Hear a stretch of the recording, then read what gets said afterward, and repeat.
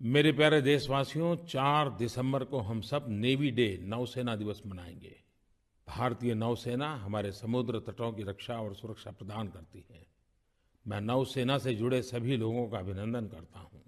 आप सभी जानते ही होंगे कि हमारी सभ्यता का विकास नदियों के किनारे हुआ है। चाहे वह सिंधु हो, गंगा हो, यमुना हो, सरस्वती हो। हमारी नदियां और समुद्र आर्थिक और सामरिक, स्ट्रैटेजिक दोनों पर्पज के लिए महत्वपूर्ण है। वे पूरे विश्व के लिए हमारा गेटवे हैं। इस देश का, हमारी इस भूमि का महासागरों के साथ अटूट संबंध रहा है। और जब हम इतिहास की ओर नजर करते हैं तो 800-900 साल पहले चौल वंश के समय चोल नेवी को सबसे शक्तिशाली नौसेनाओं में से एक माना जाता था। चोल साम्राज्य के विस्तार में उसे अपने समय का इकोनॉमिक सुपर पावर बनाने में उनकी नेवी का बहुत बड़ा हिस्सा था। चोल नेवी की मुहिम, खोज यात्राओं के ढेरों उदाहरण का संगम साहित्य में आज भी उपलब्ध है। बहुत कम लोगों को पता होगा कि विश्व में ज्यादातर नौसेनाओं ने बहुत देर के बाद युद्धपोतों पर महिलाओं को अलाउ किया था।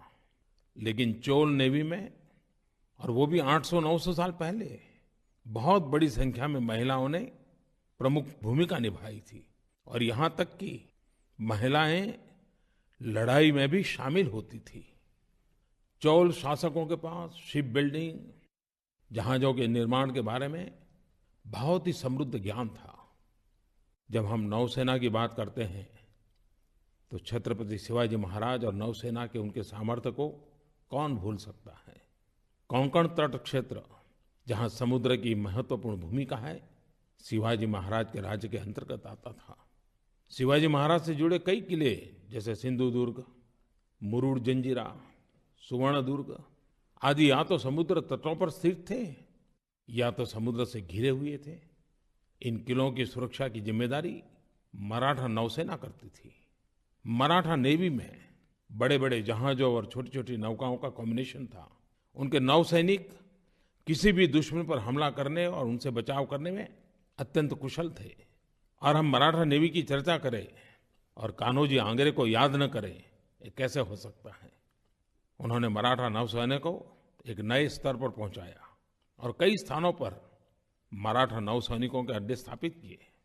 स्वतंत्रता के बाद हमारी भारतीय नौसेना ने विभिन्न अवसरों पर अपना पराक्रम दिखाया। चाहे वो गोवा के मुक्ति संग्राम हो या 1971 का भारत पाक युद्ध हो।